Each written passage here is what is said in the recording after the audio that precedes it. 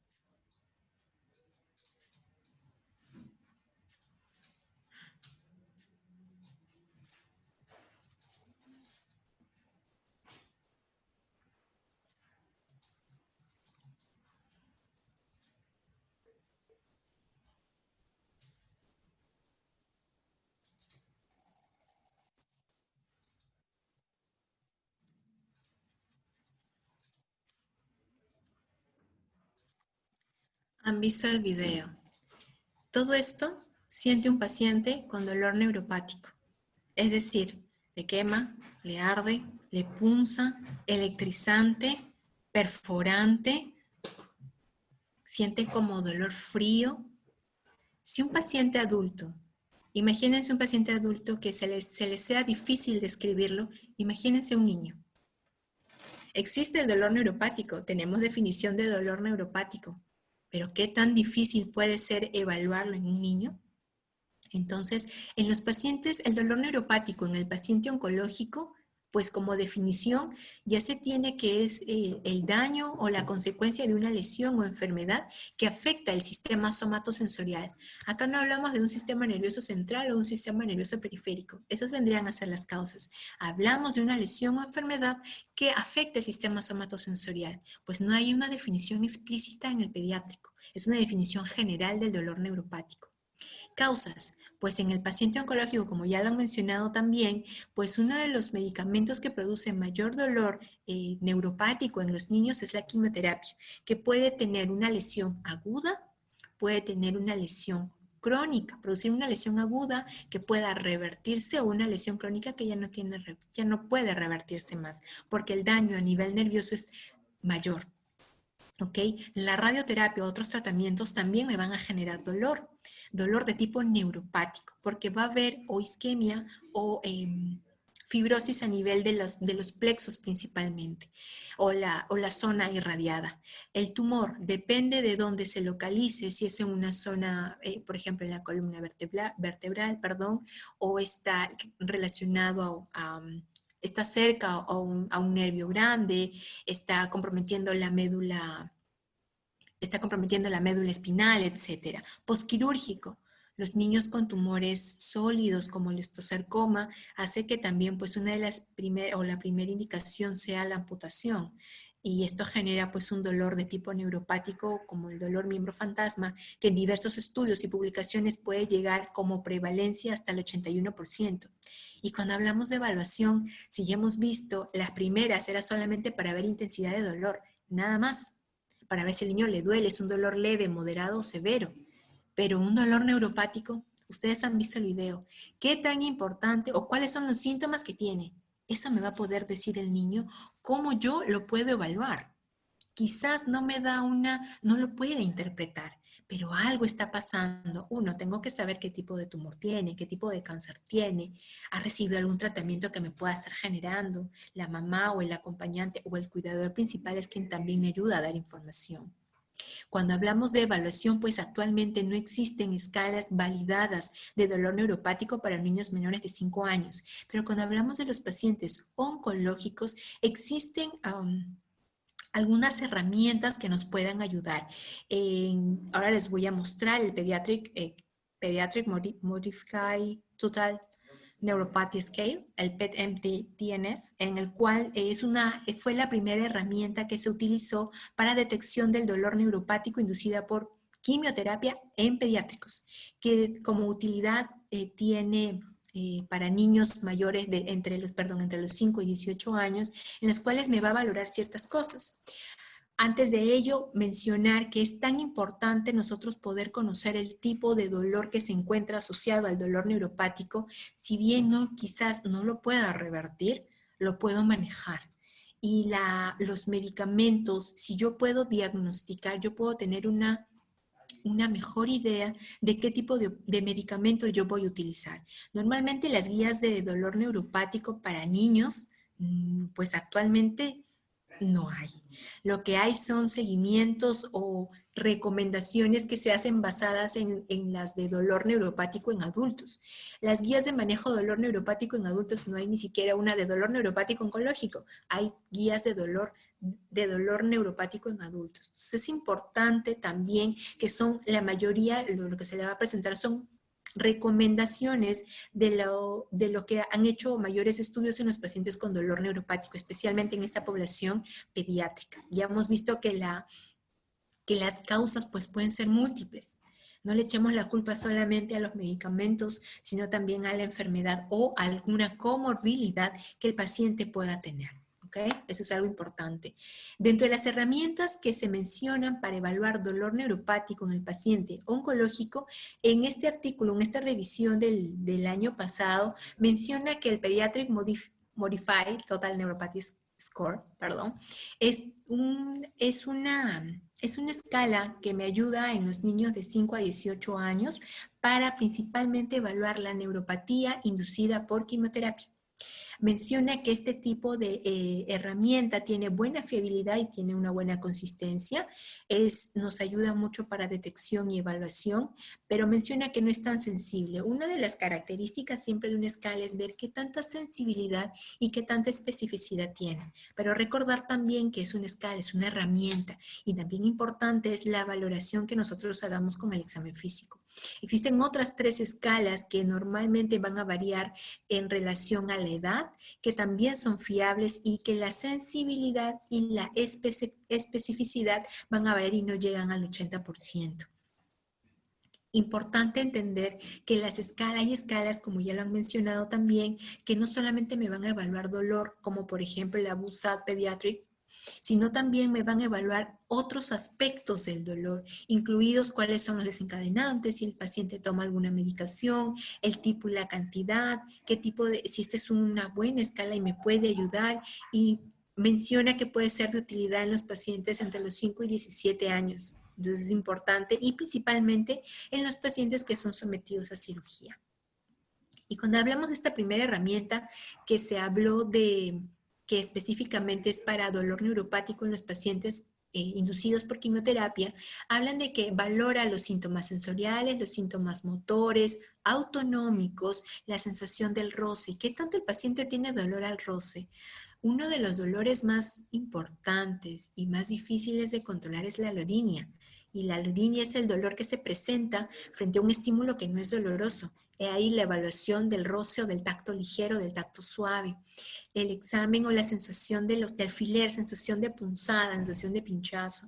En el examen vibratorio, cómo está la fuerza, cómo está la parte motora también es importante, y obviamente los reflejos. Y esto al examen físico me va a dar una idea de qué compromiso pueda tener el paciente o de qué fibra nerviosa puede estar comprometida.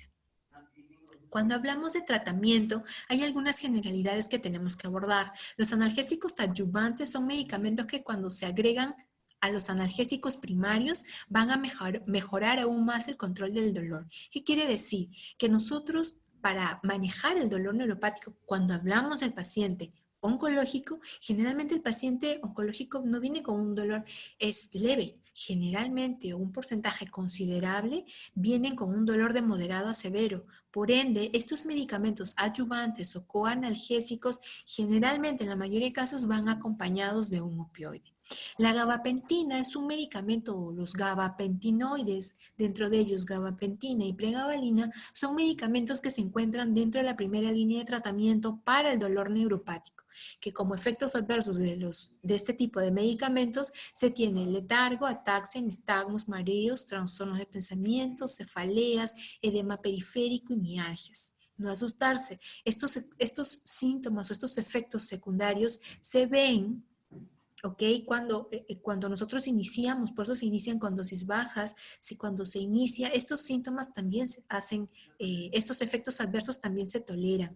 Es decir, nosotros vamos evaluando cada 3, 5 días al paciente, iniciamos a dosis bajas y se va titulando a consideración de la respuesta. Recordar que el efecto analgésico de estos medicamentos adyuvantes lo vamos a tener a las 2 semanas, en el mejor de los casos, llegando a dosis analgésicas. Es decir, que si un paciente vemos que viene con un dolor neuropático de moderada a severa intensidad, va a ir solo con un adyuvante, en realidad no, va acompañado de un opioide. Y si hablamos de un dolor neuropático de moderada a severa intensidad, que a las 2 semanas, al mes, el paciente va mejorando, ahí es donde yo voy bajando el opioide y el coadyuvante o el analgésico para el componente neuropático lo mantengo estable, porque ya tengo concentraciones analgésicas para que este paciente vaya mejor. Otro tipo de medicamentos son los antidepresivos tricíclicos, que aquí en el Perú tenemos la amitriptilina. No son, en términos generales, no se han visto superiores en relación a eficacia analgésica a los gabapentinoides. En cuanto a analgesia, son los mismos.